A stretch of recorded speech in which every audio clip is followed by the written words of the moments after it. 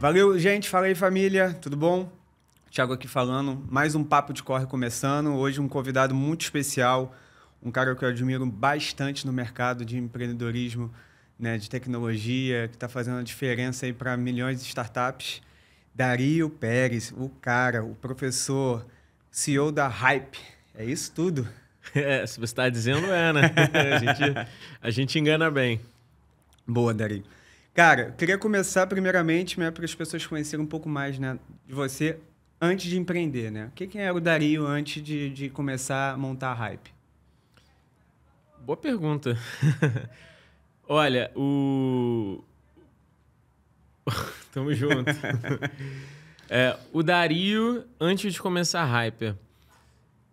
Velho, eu sempre fui uma pessoa muito focada em estudo. Eu tive um momento da minha vida muito específico, onde, por conta de uma questão familiar, eu tive...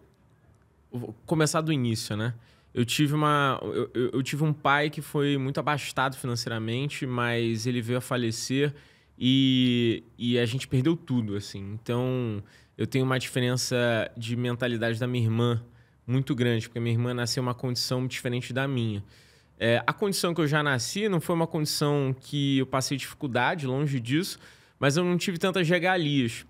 E minha mãe sempre foi muito batalhadora para poder me dar muitas coisas. Quando eu tinha uns 12 anos, aconteceu um momento muito específico da minha vida que eu fui impossibilitado de estudar, cara. Eu estava entrando no colégio e aí as pessoas me barraram, falaram que eu não podia estudar porque minha mãe estava devendo. E isso foi um shift mental muito grande, porque você só dá valor quando você realmente tem um choque desse. Então, antes da Hyper, eu sempre fui uma pessoa que quis estudar muito, sabe? Muito ligado ao estudo, ao mesmo tempo que eu não estudava tanto, mas eu comecei a valorizar muito essa questão do estudo. Sempre tive muita facilidade para estudar e eu sempre fui muito focado. Então, antes da Hyper, eu sempre busquei estudar bastante, sempre busquei estar me enfronhando, sempre soube que eu ia trabalhar com negócios, que eu ia... Não imaginava empreender. Pelo contrário, na verdade, eu fui empreender porque... Por necessidade? Ou Não foi por oportunidade? necessidade, mas foi porque eu estava numa empresa e aí essa empresa não queria me pagar o que era para ser pago e não me dava oportunidade. E eu fiquei puto Aí e deu falei... aquele clique na cabeça. eu falei, cara, não vou fazer isso. Mas antes de chegar nisso, eu sempre estudei bastante e, me formei com 20 anos, sabe? Novo. Pós, eu já estava com pós com 22 anos, tive uma oportunidade nessa empresa, no qual eu estou falando, nem vale a pena citar nomes, mas eu não tive tanta oportunidade assim de crescimento. E aí acabou que, por conta dessa empresa, eu acabo fazendo muitos projetos internos que outras empresas dentro desse ecossistema era de saúde. Tá.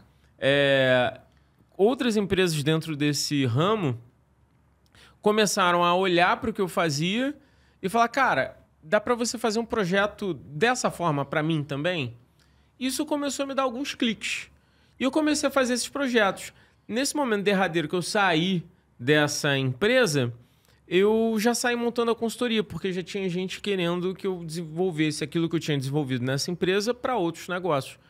E aí o negócio começou. Só que eu inclusive, ia focar muito minha consultoria para a saúde. E aí, 3 meses depois, eu peguei um contrato com uma empresa de linha branca, que é, enfim, multinacional. Me chamaram, eu já comecei a atuar com varejo, aí o negócio foi crescendo, depois veio tecnologia, eu entrei.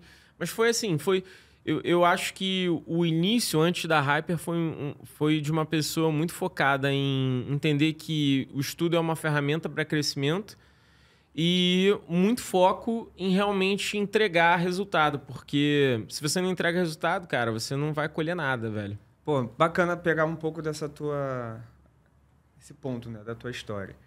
Pegando para um público nosso que está nos assistindo aqui, muitos deles estão empreendendo por necessidade, né? Ou está na sua favela, está querendo, né, mudar de vida. trazendo um pouco da tua história, né? Você falou, pô, tive experiências com falência, né? Da família e tal. Que é normal, no Brasil, né? Quantas famílias não têm, né, um impacto, né, financeiro que impede, às vezes, as pessoas progredirem. Mas pegando um pouco do teu ponto, né? De raciocínio do início ali, como empreendedor, querendo fazer a diferença, com a galera que hoje está se espelhando, vendo um pouco da tua história e falando, cara, eu tive já com esse problema também de família com dificuldade. Como eu saio dessa sequência de negatividade para dar aquele clique, como você falou, de querer empreender, de fazer, correr atrás?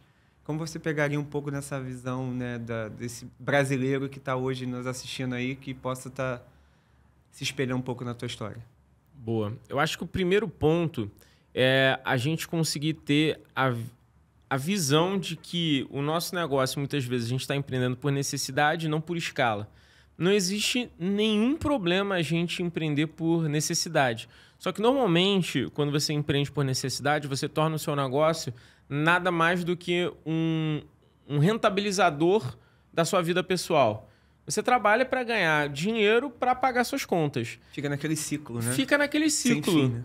É como, por exemplo, você ser autônomo, você está empreendendo, você é autônomo, mas você está empreendendo de alguma forma, mas na verdade você só está buscando emprego, né, uma fonte de renda para pagar as suas necessidades. E não tem nada de errado nisso, mas você precisa primeiro entender que você tem que romper essa barreira. Como é que eu escalo aquilo que eu estou fazendo? Aí vai uma outra pergunta também, para o pessoal pensar. O que eu estou fazendo escala, de fato? Eu consigo expandir o que eu faço dentro do meu ambiente, dentro daquele mercado que eu já estou atuando? Porque muitas vezes a gente empreende por necessidade e não necessariamente aquilo que a gente está fazendo é um negócio que, de fato, vai ser o seu business que vai te dar dinheiro. Então, acho que o primeiro ponto é dividir, entender se o teu negócio é por necessidade ou não, e se for por necessidade, como é que eu transformo isso em algum momento para ser um negócio que, de fato, vai me rentabilizar e vai expandir. O segundo ponto, que eu acredito fortemente, é o seguinte. Hoje, a gente tem possibilidade de fazer qualquer coisa no mundo. Não existe mais impeditivo. A gente consegue ligar para um desenvolvedor na China para fazer alguma coisa. Se tiver uma empresa que precisa, sei lá, desenvolver um novo tipo de app, ela consegue desenvolver. Não tem mais barreiras, né, Dário? Não tem mais barreiras. O que diferencia um profissional de outro que não consegue fazer alguma coisa? Conhecimento. Então, se você isso não dá para tirar, né? Não dá para te roubar. Não dá. Pode vir inteligência artificial, a gente mexe com inteligência artificial, mas até com inteligência artificial você precisa de um operador. Então, conhecimento é o segundo ponto que eu acredito que as pessoas que querem transpor barreiras precisam buscar. Não adianta você achar que você vai ganhar só no talento, cara. Talento é bom, mas é esforço e conhecimento que somados ao talento... Aí, galera, pra gente colocar em prática aí na favela, hein? É isso mesmo. Cara, se você tá aí na favela, na comunidade, velho, é estudo, irmão. Não tem jeito. É estudo que vai te dar os insights, as ideias boas para você poder fazer alguma coisa. Estudo é isso. Isso aqui que você está escutando agora é estudo. Podcast é estudo. Você só tem que buscar esses conhecimentos das pessoas certas, né? Bacana, Dario. Então, a Hype surgiu da tua vida com um propósito de... Inicialmente de propagar resultados que eu já tinha feito antes. A verdade é que ela não surgiu com um puta propósito, não, cara. Eu não vou mentir pra você, não. Ela surgiu muito com a união de algumas habilidades que eu consegui desenvolver. Bacana. Mais uma necessidade do mercado de desenvolver projetos. No caso, eu atuava com projetos muito ligados a desenvolvimento de produto, desenvolvimento de mercado. Então, eu aliei essas habilidades que eu já tinha, com experiência e conhecimento, e comecei a aplicar dentro de consultorias para empresas. A partir disso, eu comecei a dar um propósito para todo o negócio. Eu comecei a falar, beleza, eu gosto disso, mas além de gostar, o que eu consigo transformar essa minha ideia? E aí eu comecei a adaptar o meu negócio para um modus operandi, para um estilo de vida, para uma cultura que eu acreditei. E hoje tem a Hyper por isso. Mas a verdade nua e crua é que foi uma questão de oportunidade, momento.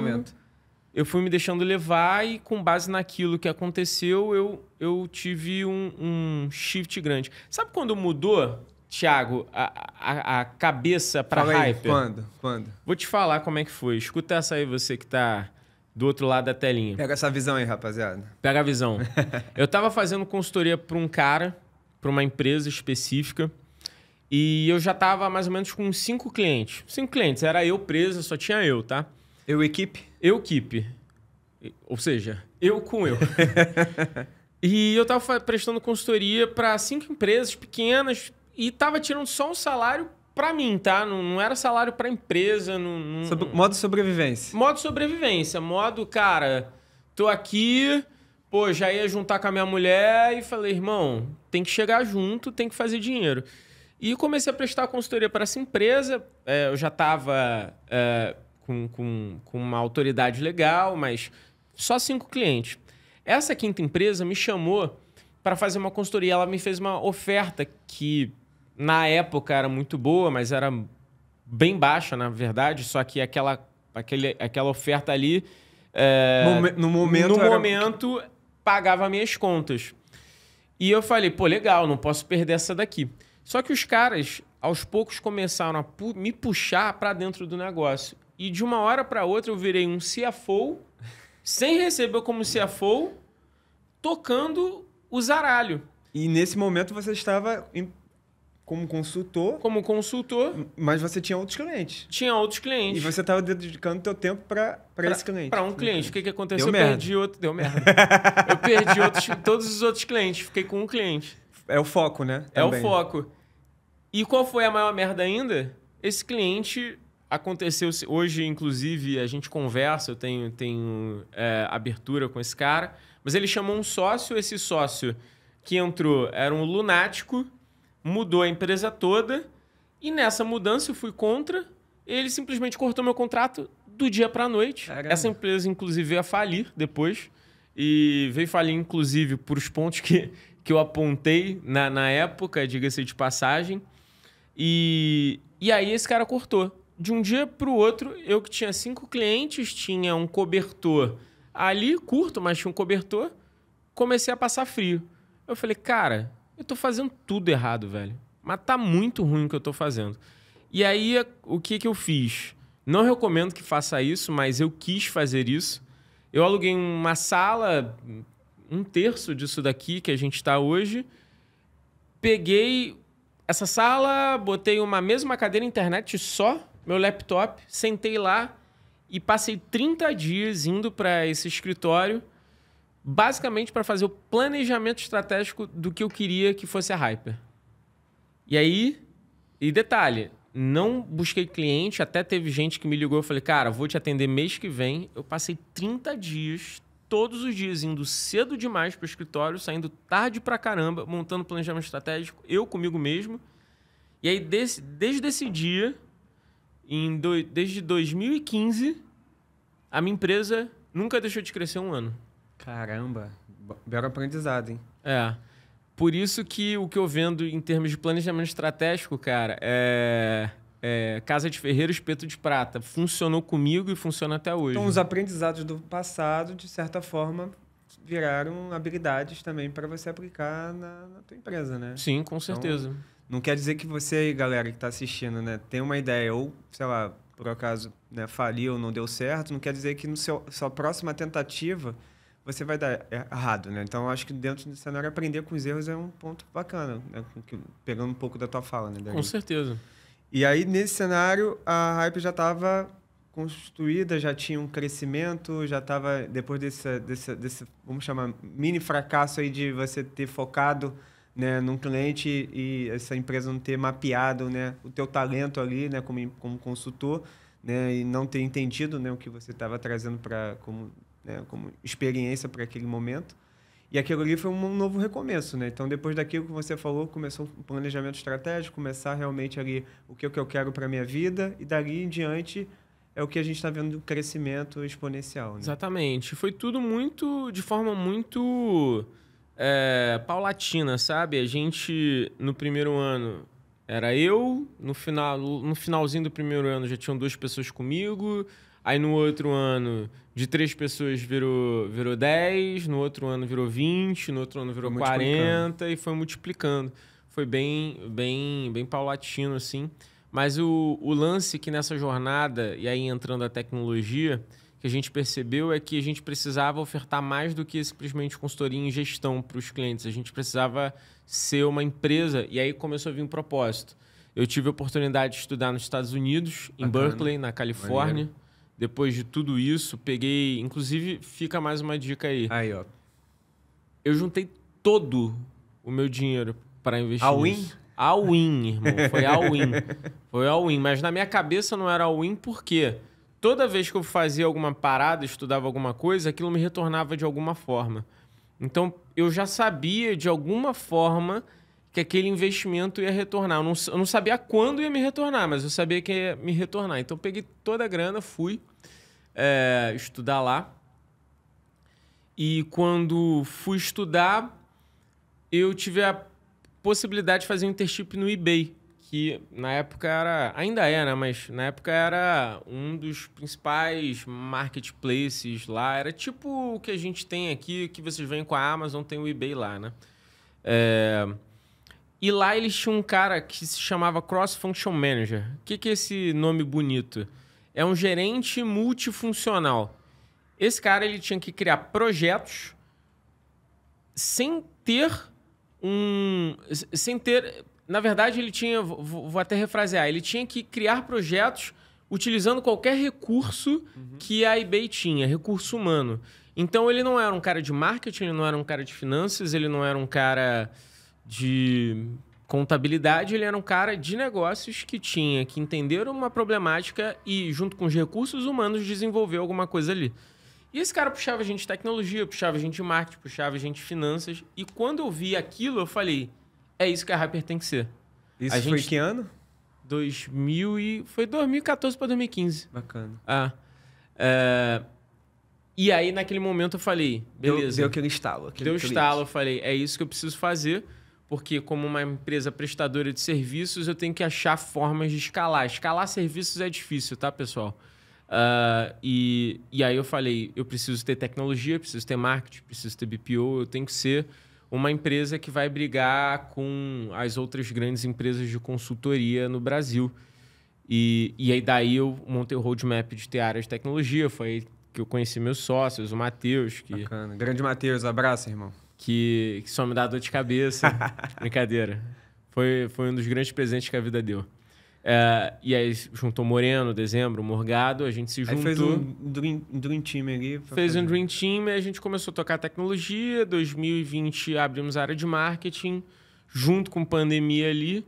E aí a gente virou, de fato, a Hyper. O nome Hyper, de fato, só surgiu em 2022, porque a gente já tinha o nome Hyper internamente para o nosso CSC que a gente já tinha montado, mas para a rua, a gente ainda tinha 3 empresas divididas, que era a Planeja, a YourDev e no caso, a gente chegou a ter uma frente de growth que nem ganhou já o nome de Hyper Growth. E aí, depois que a gente conseguiu fazer isso, só em 2022 que a gente juntou as empresas para ser a Hyper, uma empresa de soluções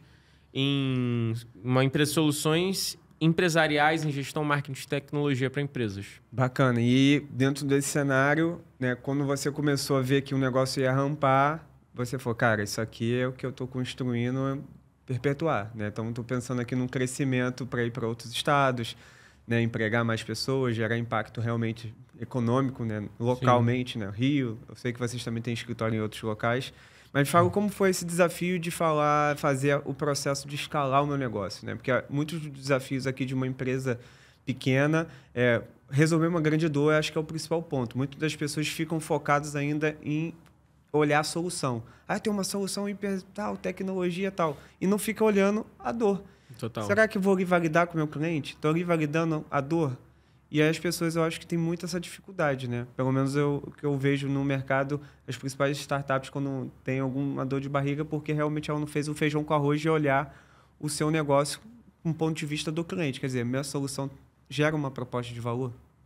Eu queria entender essa analogia com a Hype. Boa. É importante dizer que a gente tem 2 tipos de empresas, as expansíveis e as escaláveis. A Hyper, apesar da gente crescer bastante, a gente não se considera uma empresa escalável. A gente se considera uma empresa expansível. O que é uma empresa expansível? Que ela cresce, mas os custos agregados a ela também crescem em conjunto com o crescimento. Não tem nada de errado com isso. A maioria das empresas são expansíveis e tudo bem. Se a gente for olhar, por exemplo, para que a gente está num lugar lindo, eu estou olhando aqui para o Burger King. O Burger King ele é uma empresa que ele conseguiu escalar, mas ela não escala como startup. Então, a gente considera ela uma empresa expansiva. Ela conseguiu criar um mecanismo de modelo de negócio que fez com que ela replicasse esse modelo a todo lugar do mundo. Isso é legal. Ela cresceu, mas de uma forma expansiva. Só que os custos dela estão sempre agregados a esse crescimento. Essa expansão, né? E tudo bem ser assim. A gente é uma empresa expansível. Uma empresa escalável é como o carteiro amigo, que consegue descolar a geração de custos da receita e tem uma capacidade de pulverizar o seu negócio de forma muito mais rápida que um Burger King. Hoje, o Burger King tem muito dinheiro, ele cresce rápido. Mas se a gente for montar uma empresa do zero, uma empresa de lanchonete, você vai demorar muito tempo para crescer. Concordo. E aí que entra a primeira definição para a gente. Sendo empresa expansível, quais são as questões que a gente precisa cumprir para continuar sendo expansível? Então, a gente sempre foi muito focado em gestão de recursos humanos, diminuir turnover, focar em receita. O nosso negócio tem que ser rentável, não tem uma barriga ali de déficit, de EBITDA, de lucro, né? O meu lucro não é negativo nunca. A gente é muito focado em fazer algo muito mais customizado e entendendo que a gente é uma empresa dessa forma, a gente bateu menos cabeça. Então, vale a pena você entender se você está com um negócio expansível ou escalável. Bacana. Para ter um negócio escalável, a gente montou a nossa área de Venture agora, que são iniciativas que, porventura, se tornam startups que têm esse potencial de crescimento. Então, é quase não vou dizer uma incubadora, mas é um celeiro de oportunidades que vocês mapeiam e vê se tem sinergia e aposta no longo prazo. Algo nesse gênero? É exatamente isso. E aí, com essa frente, a gente busca esses negócios, essas frentes de negócios que são mais escaláveis. Então, a gente tem o Contrata PJ, por exemplo, que é uma empresa que facilita a gestão de contratos PJ. A gente tem a OpenI, que é um sistema de Open Finance. Né? A gente tem a Propbox, que é um sistema de gestão para imobiliárias. E dessa forma, a gente acredita que essas empresas vão ser escaláveis para algo que a Hyper não será. E tudo bem. Entende? Pô, muito bacana. Então, nesse cenário, né, quando você está tirando, né, leite de pedra aí, né, no crescimento, né, expansivo, né, os custos, capital de giro. Hoje, uma dificuldade que a gente tem de empreender é a empresa ter capital de giro para poder recrutar melhor, né, fazer investimento. Hoje, né, fazendo uma analogia, né, com o público que está assistindo a gente, que são empresas menores ali, que está no suor, na batalha do dia, né, vendendo almoço para comprar a janta.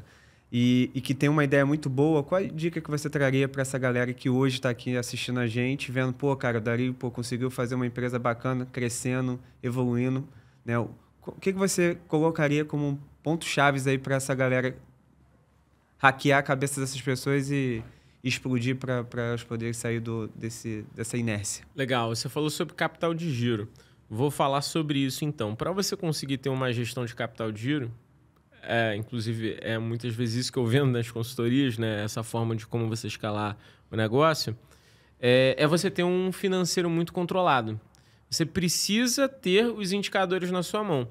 Porque, veja só, se eu tenho uma empresa que faz 100 de receita, tem 30% de margem, eu ir no banco e pegar um capital de giro que vai me tomar 5% do meu lucro geral, vai reduzir de 30 para 25, mas vai me dar um potencial de escala de 3 vezes mais, faz super sentido. O que acontece hoje para a maioria das empresas que não sabem operar com capital de giro, seja de bancos ou próprio de investidores, é porque elas não têm esses indicadores na mão. E aí é muito ruim. Você tem um negócio que você vê dinheiro entrando, mas na verdade o seu resultado geral é 5 e você toma um capital de giro de 5. Você matou a sua empresa com capital de giro. levando em consideração que você ainda tem um tempo para escalar, fazer com que esse dinheiro escale ali. A gasolina acaba, né? A gasolina acaba. E aí o empreendedor morre na praia. Então, inevitavelmente, para você conseguir crescer o seu negócio, o D0, pessoal, além de você vender, que vender é a alma do negócio, para qualquer negócio, é você ter o controle do teu financeiro. Depois você vai ver operações, depois você vai pensar em melhoria de produto. O D0, inclusive dentro de um planejamento estratégico, a primeira coisa que a gente olha é quais são os indicadores financeiros e quais são os resultados que eu quero ter dentro do meu caixa. Pode citar alguns aí para a galera? Alguns que você acha que são prioritários aí para um negócio... Indicadores? Indicador mais básico de todos, lucro. Você precisa saber quanto é o seu lucro. E principalmente a proporção do lucro com base no seu faturamento. Então, se eu tenho um lucro de, como eu comentei, de 30 e eu vendo 100, meu lucro é 30%. 30 sobre 100 eu já tenho um indicador legal referenciado ao meu faturamento. Então, o lucro é o mais básico de todos. Segundo indicador que você precisa saber, CAC, o famoso custo de aquisição de clientes. O quanto eu tenho que gastar para ter um novo cliente. Isso é muito relevante, porque com base nisso eu vou saber o quanto de dinheiro eu preciso para crescer o meu negócio. Se eu não sei meu CAC, eu não sei como crescer. Esse é o segundo ponto muito importante. Terceiro ponto, esse é menos difundido, mas eu acho muito importante. Dentro de um fluxo de caixa, pessoal, a gente tem duas caixinhas que a gente pode englobar o nosso negócio, que é custo e despesa. Custo é tudo ligado à atividade fim do meu negócio. Despesa é tudo ligado à atividade meio. Então, se eu tenho uma padaria, o pão é custo. Perfeito? Perfeito. A luz pode até ser custo se eu preciso de luz para fazer a energia. Sei lá, o tapete que eu comprei para a porta é custo? Não, é despesa. Então, entender o que é custo e despesa é muito relevante. E você saber qual é a proporção dos seus custos para também com a sua receita é muito importante, que é a margem de contribuição, o nome disso. Se eu entender qual é a margem de contribuição, receita menos custos, o quanto sobra ali, eu também tenho um bom indicador para saber se o meu negócio vai ser saudável ou não. Perfeito. Porque despesa, Thiago, a gente consegue cortar. Custo é mais difícil de cortar. Como é que eu vou deixar de ter o custo do pão ali? E normalmente... Matéria-prima, né? Algo do gênero. Matéria-prima... aluguel, essas coisas. Então, assim, separar custo de despesa eu acho que é uma boa dica. Outra questão também, um outro indicador que eu também acho relevante é o LTV, que é o Lifetime Value, que é quanto o seu cliente deixa para você... Na mesa, né? Na mesa, dentro de um tempo. Então, vamos supor que eu tenho uma empresa de... Sei lá, me dá um exemplo aí. Cachorro-quente na favela. Cachorro-quente na favela. Cara, quantas vezes o cara desce lá para comprar o teu cachorro-quente na semana versus no mês versus no ano? Esse cara, ele te deixa um valor ali no teu ano. Você entender o quanto ele te deixa de cash, de dinheiro para isso, vai fazer você entender o quanto esse cliente é valioso para você e o quanto... Cada vez mais clientes deixam dinheiro ali. Aí você vai começar a entender, putz, cara, essa carrocinha, né? Eu tenho de recorrência X valor por mês. E eu não tenho mais recorrência porque o cliente que vem aqui não vai lá. Vale a pena, então, eu montar outra carrocinha lá e quando eu chegar num LTV, numa recorrência interessante, eu vou para outra. Tem um cara que eu conheci, Chicão. Ele montou isso, tá? Ele tinha uma carrocinha de cachorro-quente. Bacana. Onde que era, meu irmão? Laranjeiras. Uhum. E aí tinha uma galera que passava lá e, putz, comprava cachorro-quente com ele direto.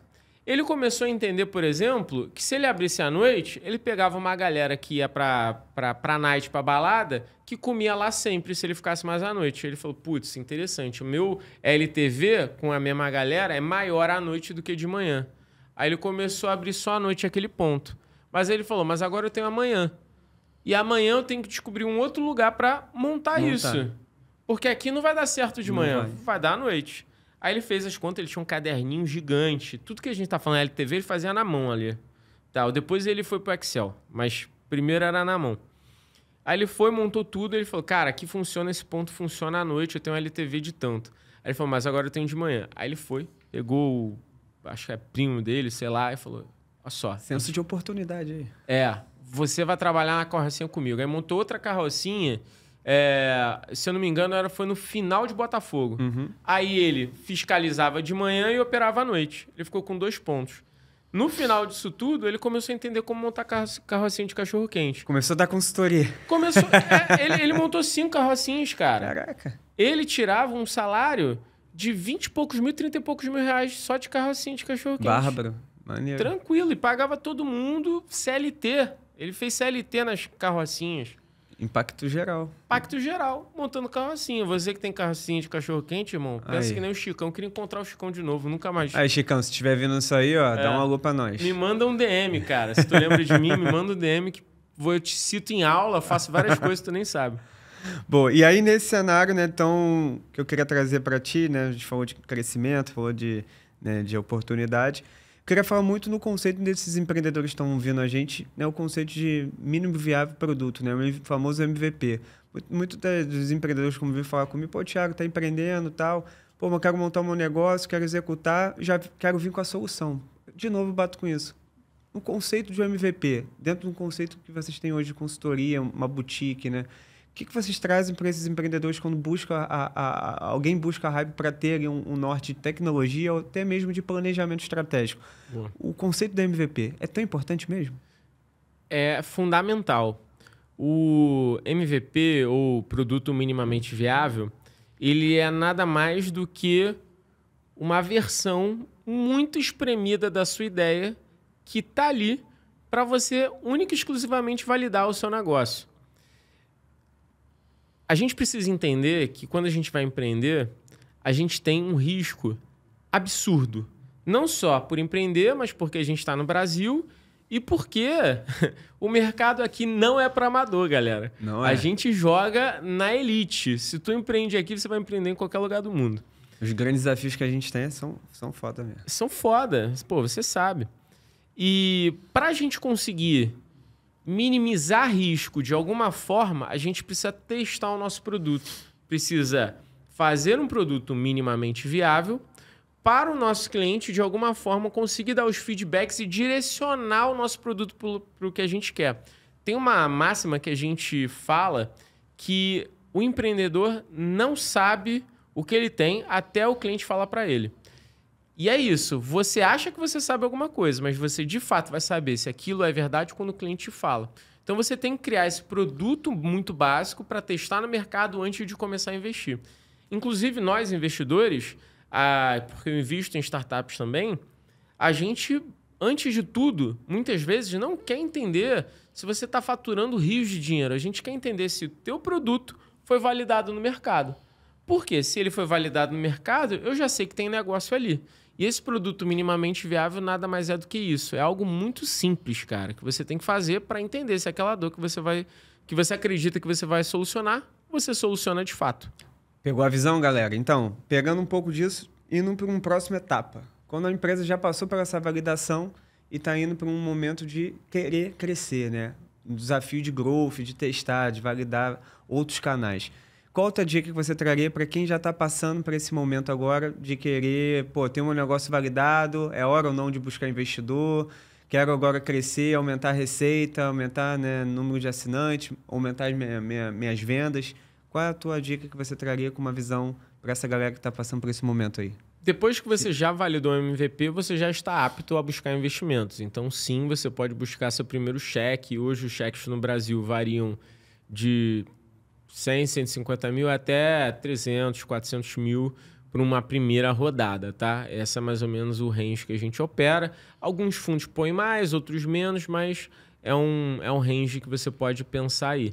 E esse valor nada mais é do que para você tracionar, começar a tracionar e entender quais são os canais que você opera. O que é canal, pessoal? São os caminhos que eu posso vender um produto.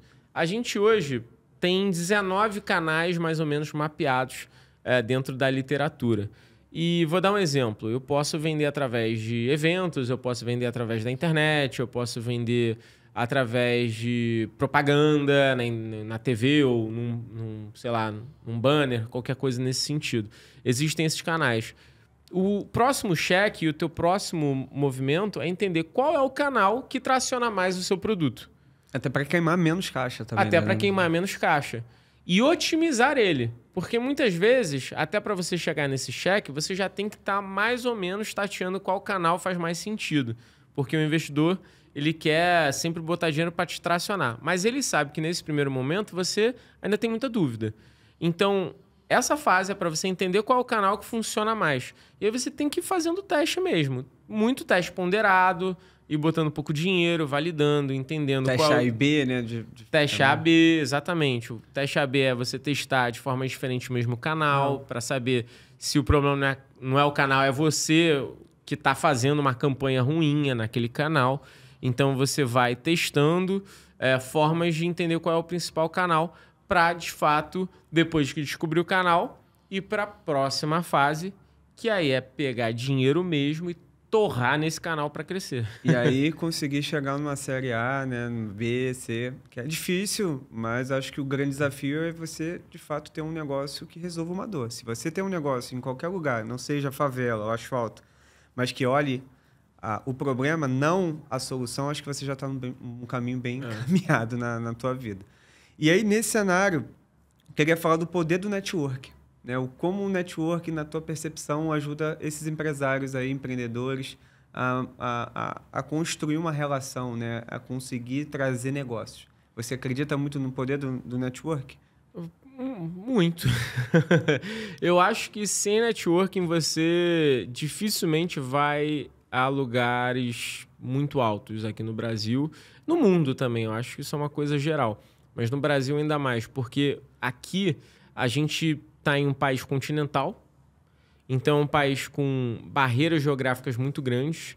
E se você quer escalar, você precisa dominar, cara, um continente praticamente. E sem networking, sem achar os parceiros certos, sem achar os insights corretos de como conquistar mercado, dificilmente você consegue crescer no Brasil. E falando ainda mais sobre oportunidades. O brasileiro, ele é um povo que se conecta bastante antes de fechar negócio. Então, gerar network em determinados momentos pode ser um fator decisor de você fechar um bom contrato ou um contrato que talvez não seja tão valioso para o seu negócio. Network abre portas, network valida contratos no final do dia. Então, networking é, sim, de fato, muito importante. E a gente tem que parar, inclusive, com essa mania de achar que networking estratégico é algo que soa como falso ou é incorreto. Networking precisa ser estratégico. Ou como lobby, né? Alguma coisa meio americanizada, alguma coisa assim que tu tem ali, pô, vou ter que pagar um lobby, vou ter que pagar alguma coisa, um jeitinho, né? Algo nesse sentido. A gente tem que tirar isso, porque networking pode ser estratégico. A única dica que eu dou é que seja estratégico, mas seja giver. Seja o cara que doa, o cara que entrega. Porque só sugar não vai. Só sugar você é expurgado de qualquer ecossistema, de qualquer comunidade. Pega a visão aí, gente. Isso é verdade. E se você for um cara que entra dentro de um ecossistema, entende que aquele network é importante para você e é giver, cara, é o cara servidor, é o cara que entrega, cara, isso volta uma hora. Então, foca muito nisso no seu networking estratégico, mapeia quem são as pessoas que você tem que estar perto e agrega elas. Porque quando você agrega uma pessoa, se essa pessoa tem caráter, se essa pessoa é um empresário de respeito, ela vai tentar te agregar de volta. Bacana, Dari. Um ponto. A galera que está vendo a gente aí, não sei o que é network, quero aprender a me conectar. Tem alguma dica para essa galera que está empreendendo na favela e está querendo, né, se conectar, participar de eventos, mas às vezes não tem o conhecimento, né, para poder saber quais são as melhores ferramentas ou canais para ele se aprofundar? Tenho sim. A primeira dica é começa do início. Vai para eventos, feiras. Cara, a Sebrae faz evento pra caramba. Eu tenho muita gente que eu fui em palestra do Sebrae dar palestra e o garoto, a menina, pegou meu número, tá ainda estagiando e já tá trocando ideia comigo no LinkedIn, pô. Tá plantando, né? Tá plantando. Tá certíssimo. Então começa do início. Vai para esses eventos mais abertos, eventos de startups, de tecnologia, de negócios que são abertos, são baratos, que você consegue pagar. Muitas vezes Sebrae dá ingresso, então aproveita isso, fica esperto nesse sentido. Começa do início. A partir disso, conforme você vai trilhando sua carreira, você vai tendo oportunidade de se conectar com mais pessoas. Mas só para você ter noção, numa dessas do Sebrae, eu acabei dando uma palestra e tem um rapazinho lá que pegou meu número e começou a falar comigo direto. E aí, não sei por que raios, eu estava dando uma outra aula e um menino, né, um aluno, falou comigo perguntando sobre contratação, queria um desenvolvedor júnior, mas ele queria formar, ele dava o curso, eu fui indicar esse garoto, ele contratou esse garoto. O garoto que estava, sei lá, boiando na vida, um belo dia teve a cara de pau de se conectar comigo, eu simplesmente passei esse contato e aí ele arranjou um emprego de desenvolvedor. Através da conexão, tá através vendo, da gente? conexão. Muito foda. Então, isso é muito importante. O networking, ele acontece, só acredita. Então, o primeiro passo é esse. O segundo passo que eu acho que você deve fazer também é estudar sobre networking. Estuda sobre networking, comunicação, como é que você se posiciona. Tem vários livros, literaturas que você pode buscar. Tem audiolivro, tem podcast que fala só sobre negócios, sobre comunicação. Conteúdo não falta, né? Não falta conteúdo. Joga no YouTube, velho, sabe? Não tem desculpa hoje para você não buscar conteúdo. Aquilo que eu falei já no início do nosso podcast. Busca conteúdo porque isso vai te gerar insights de como se movimentar no mercado, sabe? É muito importante você saber como você se movimenta, como você abre portas, como é que você fala perante a, sei lá, um investidor, a um cara que você quer vender, até mesmo uma pessoa que você quer contratar. Entender essa habilidade de comunicação faz com que você cresça de forma muito mais fácil. Isso é uma verdade nua e crua. Cara, foda demais. Dario, eu queria entrar agora num cenário, né, da inovação, né? Então, a gente está falando aí, né, as IAs, né, inteligência artificial, generativa. Como tu está vendo hoje as startups de qualquer segmento, seja o próprio Carteira Amigo, né, que tem ali a parte, né, de entregas, mas a gente está falando aí de supermercados, a gente está falando... Como você acha que isso vai entrar na agenda aí até 2030 com essa tecnologia, né? O Hype sendo uma consultoria, uma pegada bastante tecnologia. Como você está vendo essas startups que vão adotar e empresas, né, mais a velha guarda, né, que ainda tem medo de investir ou de fazer ações dentro dessa temática, né, de inteligência artificial? Legal. Eu acho que vai entrar com tudo. Eu acho que a inteligência artificial é uma das poucas buzzwords que a gente já ouviu, né? Essas palavras que mexem com o mercado, que estão na moda, que realmente vai acontecer. Não tem volta mais. Se a gente pegar o que o ChatGPT criou em termos de memória, em termos de capacidade de processamento, não está no gibi. Ele multiplica em 10 vezes o que ele faz de um ano para o outro. Hoje ele consegue trabalhar mais de, se não me falha a memória, 100 bilhões de parâmetros. E a proposta é que até o final do ano ele bata trilhão de parâmetros. Muita coisa. É uma coisa absurda, sabe? Aquela coisa meio Exterminador do Futuro, que tem robô e pensa em tudo. Vai ser meio que isso, brincadeira, mas... Olha a galera ficando com medo aí. Mas de fato vai acontecer um movimento muito forte da inteligência artificial participar de todos os negócios, seja da padaria, mas você acha que vai, assim, pensando no alto aqui, tu acha que vai perder emprego? A galera fica se perguntando, a inteligência artificial vai chegar e vai tirar meu emprego. Eu acho que não, né, cara? Eu acho que o humano ainda tá no topo ainda da cadeia, né, cara? O segundo Fórum Econômico Mundial, a gente vai, eu não vou lembrar os números exatos, mas a gente vai ter uma perda de, sei lá, 80 milhões de posições de trabalho, mas a inteligência artificial vai gerar mais 80 e poucas milhões de oportunidades de trabalho. Então, a gente vai ter, sim, empregos que não vão mais existir por conta da inteligência artificial. E vão ser criados outros que nem a gente sabe o que ainda é, né? Perfeito. Mas vão ser criados outros que a gente só precisa estar antenado para participar desse novo game. E eu vou pegar o que você falou desde o início, educação. Se você está estudando, já está em hype aqui, ó, pegando aqui uma visão. Cara, tendência aqui é inteligência artificial. Vai estudar, porra. Vai estudar. Né? Vai olhar o que isso está acontecendo. Não sei o que é. Duvido que em um ano e meio você estudando, se capacitando, daqui a pouco você está pedindo emprego para ele aqui, ó. Vai trabalhar lá com ele, ó. Só vir. É só vir. Então, ô Dario, bacana essa visão tua. Eu queria trazer uma perspectiva agora, Dario de 20 anos atrás para o Dario de hoje. Nossa. O que você faria diferente? O que de fato você fez certo que você falou, faria de tudo igual? Ou mudaria algumas coisas nesse teu correr aí da tua jornada? Pergunta sincera, hein? Boa. Tem algumas coisas. Eu acho que em determinado momento na Hyper, eu abri muito os nossos focos. Hoje deu certo, mas talvez eu não tivesse aberto tantas unidades de negócio ao mesmo tempo. Isso fez com que a gente perdesse foco. Então, hoje as pessoas olham para a gente e falam que legal, vocês são uma full service de serviços, vocês têm marketing, vocês têm tecnologia, vocês têm gestão, tecnologia, BPO, um monte de coisa. Eu acho que hoje deu certo, mas foi muito mais difícil se eu tivesse mantido um foco e tivesse aberto de forma mais gradativa. Então, não posso dizer que eu me arrependo, mas eu faria diferente. O segundo ponto foi em contratação, com certeza. Demorei muito para demitir pessoas que hoje, inclusive, nem estão mais comigo. E também demorei para contratar. Esse timing de demitir e contratar é muito importante dentro do negócio. E acho que isso é uma dor geral, né? Acho que todo mundo tem essa dificuldade de mandar embora, né? Uma dificuldade enorme, né?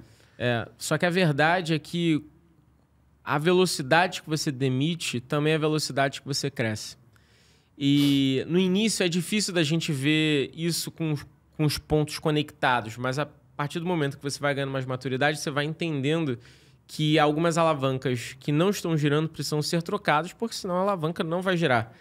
Então, essa possibilidade, ou melhor, essa habilidade de contratar rápido e demitir rápido é muito importante. E não só demitir, como eu disse, mas contratar também, porque muitas vezes você precisa fazer com que a alavanca gire e você precisa de recursos humanos. E muitas vezes os empreendedores têm medo de dar o próximo passo. Não, vou contratar porque, sei lá, pode dar errado. Pode dar errado amanhã, pode dar errado... Podia ter dado errado ontem. Então, você também não pode ter muito medo de contratar. Claro, com prudência, olhando o caixa, tudo isso. Mas você tem que ter medo de contratar, não pode ter medo de contratar. E eu acho que o último ponto também que eu talvez tivesse mudado na minha análise geral foi, em algum momento, eu não criar fluxo suficiente para delegar muito rápido. A gente, por ser uma empresa de consultoria, eu nunca sofri muito com essa dinâmica de processos, porque a nossa atividade fim também é o que a gente faz dentro de casa. Então, eu nunca sofri tanto isso. Confesso que não é exatamente uma dor, mas em alguns momentos eu me vi numa posição de ser muito controlador de algumas operações por querer olhar a qualidade na entrega final. Isso fez com que eu também diminuísse minha possibilidade de crescimento. Focar em treinamento e processos fez com que eu crescesse mais rápido. Não que a gente não tivesse focado, não é isso. Muito pelo contrário. Desde o D0 eu sempre foquei nisso, porque, mais uma vez, é a nossa atividade fim. Mas hoje eu teria investido muito mais grana em mais processos e mais treinamento. Cara, show de bola. E aí, pegando um pouco dessa tua deixa, né? Hoje o brasileiro, né, pegando aqui pela nossa cultura, empreender muito por necessidade é o caminho natural das pessoas. Né? Então, foi com vários amigos, né, que eu conheço, o próprio carteiro amigo também foi um pouco nessa visão também. Eu queria pegar uma visão, uma dica. Hoje, a galera que está querendo tirar uma ideia do papel, né? Tá olhando aqui a gente e fala, cara, eu gostei da história, quero fazer, estou com uma ideia boa.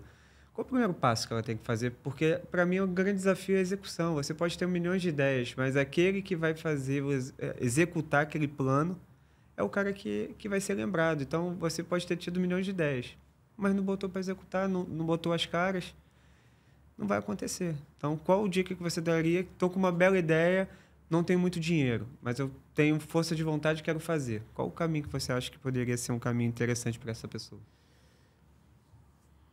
Eu acho que você já disse tudo. É execução mesmo.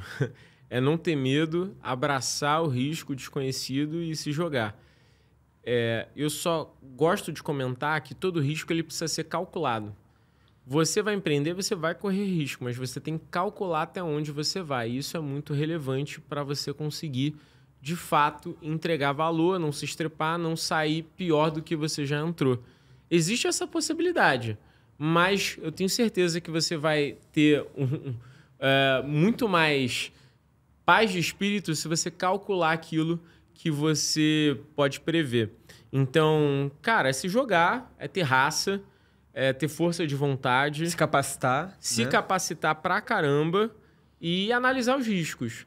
Se você tem uma carrocinha de cachorro-quente, mais uma vez, e não faz o controle do teu financeiro, quantas salsichas saem, mistura o dinheiro, pessoa física, o dinheiro, pessoa jurídica, ali teu MEI, fudeu, né? Já era. Você já tá errado. Você não...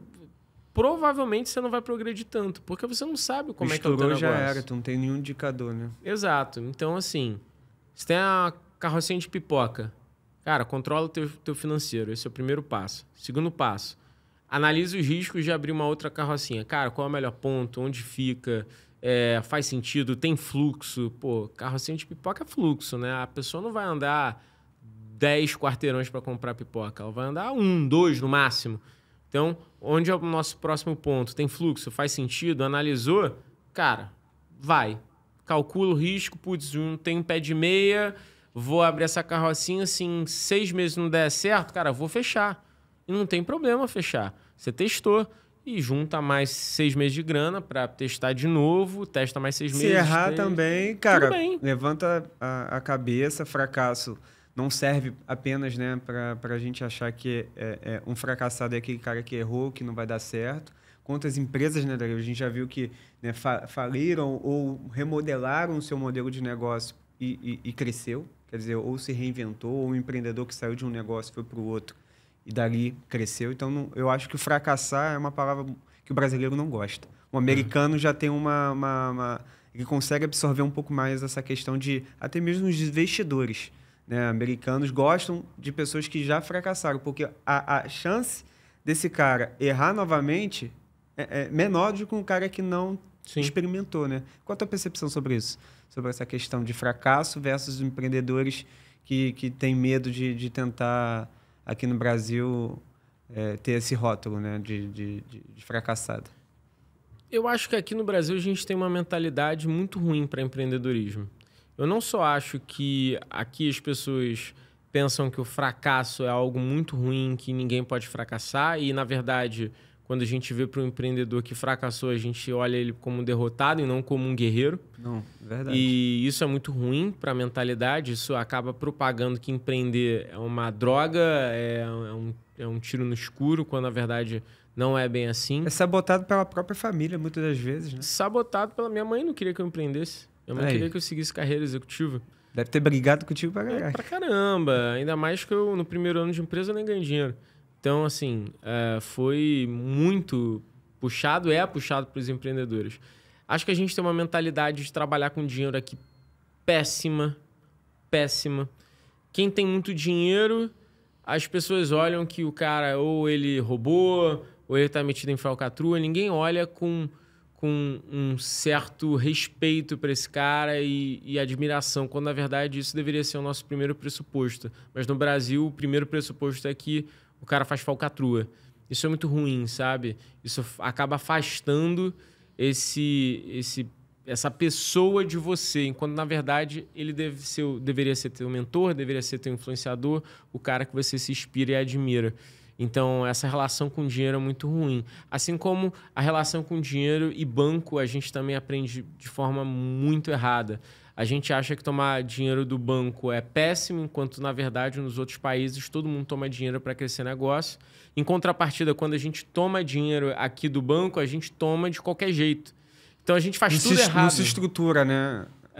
A gente faz tudo errado com o banco. A gente, quando é para pegar dinheiro, eu vejo que o empreendedor não pega, e quando não é para pegar, ele vai lá e pega e faz qualquer coisa. Então, é muito errada a forma como a gente lida com o banco aqui no Brasil, com o crédito de uma forma geral. Crédito aqui no Brasil é muito... É muito ruim, sabe? A forma como a gente se relaciona. Você vê desde a dona de casa que tem um cartão que é 2 vezes... Ela tem de crédito 2 vezes o salário que ela ganha. Aí o que ela faz? pega aquele crédito, estoura, parcela, perder de vista, aí fica com poder de compra no D0, compra um monte de quinquilharia e aí passa 12 meses sem poder de compra. E ela não compra nada, irmão. Aí deixa o nome sujar, já era, né? Deixa o nome sujo, aí fala, daqui a 5 anos eu resolvo. Resolve. Mas 5 anos com a vida estagnada. Você perdeu 5 anos da sua vida. A tua vida é uma só. Você perdeu 5 anos dela. Já era. Já era. Você perdeu 5% da sua vida. Se você for viver até os 100 anos, 5% da vida você perdeu. É muito tempo. É muito tempo.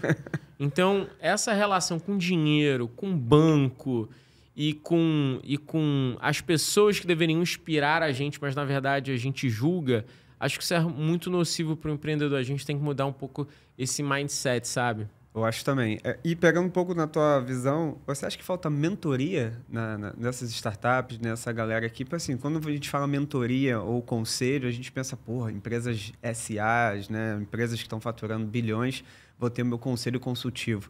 Mas você acha que se as empresas, né? Porque isso é mais difundido lá fora, né? Aqui no Brasil, eu sei que a Hype também tem um pouco dessa pegada também de dar essa consultoria, também mentoria, né? E até participar, né, de investimentos, né, com outras startups. Como você vê essa questão do conselho consultivo para empresas menores, né, que possam ajudar a tomar decisões e ajudar nessa governança, né, vamos chamar assim? Dependendo do tamanho, um conselho consultivo pode ser muito complexo. Mas eu acredito 100% que você tem que ter um mentor ali a todo momento. E se a gente estiver falando que o mentor pode ser um conselho consultivo, aí tudo bem. É porque conselho consultivo dentro do aspecto de governança é uma coisa um pouco mais complexa. Mas você tem que ter os seus conselheiros, os seus mentores desde o D0. Porque esses caras que vão evitar os erros que você possivelmente iria cometer e talvez não cometerá porque eles já passaram por isso. Então, tem que ter mentor. Eu acredito muito nisso, é por isso que, inclusive, eu sou mentor de algumas startups, de algumas empresas, porque eu tento evitar com que eles cometam erros que eu já passei. E o Brasil, mais uma vez, difunde pouco isso. Sim, a gente precisa de mais mentores, a gente precisa que as pessoas que já deram certo entendam que eles têm que retroalimentar o ecossistema, eles têm que voltar para o ecossistema e falar, putz, dei certo, como é que eu ajudo o ecossistema? Isso tem que acontecer. Tem muita gente que já pensa assim, mas eu acho que cada vez mais a gente tem que ter mais pessoas que façam esse ciclo girar. E você que está empreendendo, você tem que buscar mentoria. Tem mentor para tudo. Talvez você não consiga, sei lá, falar com o Thiago, talvez eu não tenha agenda, mas com certeza tem um mentor, um cara que está próximo de você, que já passou por algumas coisas, que você consegue pegar 30 minutinhos desse cara por semana ali, trocar ideia. Monta a tua apresentação, cara. Se você acha que tem algum mentor que faça sentido para você, vai lá, apresenta, troca ideia, tenta convencer. Tem muita galera pro bono também, né? Tem muita gente pro bono. Não tem só a galera, vou ter que dar uma participação, um stock option ali para poder ter um mentor, não. Eu acho que tem momentos da empresa. Claro, você quando chega num faturamento, né? Você quer trazer gente gabaritada, você vai ter ali um salário, alguma coisa no sentido ali para você trazer essa galera para te trazer, né, visões de fora para dentro, né? Então, acho que sim, o conselho, quando eu falo muito nessa visão de montar grupos pequenos ali de mentores que vão doar parte do seu tempo no mês, né, para você ter ali pessoas que vão te ajudar a não cometer erros. Acho que essa, para mim, é a grande sacada. Está indo aqui, caminhando por fim. Eu sempre faço uma pergunta aqui para os nossos convidados, no sentido de olhar para frente, né? Quais são as 3 dicas aí que você colocaria como playbook, né, para empreendedores hoje que estão construindo, estão crescendo, estão evoluindo, que deu certo na Hype? Foco sempre em vendas. Vendas é a alma do negócio. É com venda que você faz dinheiro. Se você não foca em rentabilizar o negócio, não adianta mais nada do resto. Então, foco em venda, descubra seu canal, onde você cresce mais, testa os canais. Descobrir o canal, cara, foca naquilo para você poder crescer. Segundo ponto é processo. Nenhuma empresa consegue crescer se você não tiver processos estruturados. E processos você monta através de 3 pontos fundamentais, que é playbook, manuais de como aquilo se faz, sistematização, que pode ser um sistema ou não, mas de alguma forma é você criar fluxos para processos, e treinamento. Então, vendas, processos com base nesses 3 pilares e indicadores. Mais uma vez, a gente volta em algo que foi muito discutido aqui no podcast. Sem indicador, você não consegue gerenciar. Sem métrica, você não gerencia. Se você não gerencia, você não tem resultado. Então, você precisa ter indicadores para fazer com que o seu negócio vá para os lugares corretos que você quer no mercado. Senão, você está cego. Sem indicador, você está cego. Esses 3 pontos são fundamentais. E aí, pegou a visão, galera? Então, sabendo que para a gente poder crescer e evoluir, a gente precisa ter foco, né? Resiliência, a gente precisa ter disciplina, né? A gente precisa focar. É isso, pega essa visão. Dario, queria trazer as tuas redes sociais para quem quiser seguir e nem quem quiser também saber um pouco mais da Hyper, ou para emprego, ou para buscar oportunidades também de ter um projeto que quero apresentar, como que ele pode acessá-los? Boa. Minhas redes sociais, Dario_Pérez no Instagram. Eu falo com todo mundo por lá, não tem social media, eu realmente faço todos os comentários. No LinkedIn, Dario Pérez também. No Instagram, Universe Hyper, tudo junto. E no LinkedIn, Hyper, você já consegue achar a gente. Se você quiser, porventura, falar com a gente, falar comigo, Instagram. Manda um DM, fala, olha, tô com uma ideia, escutei o podcast, tô curtindo.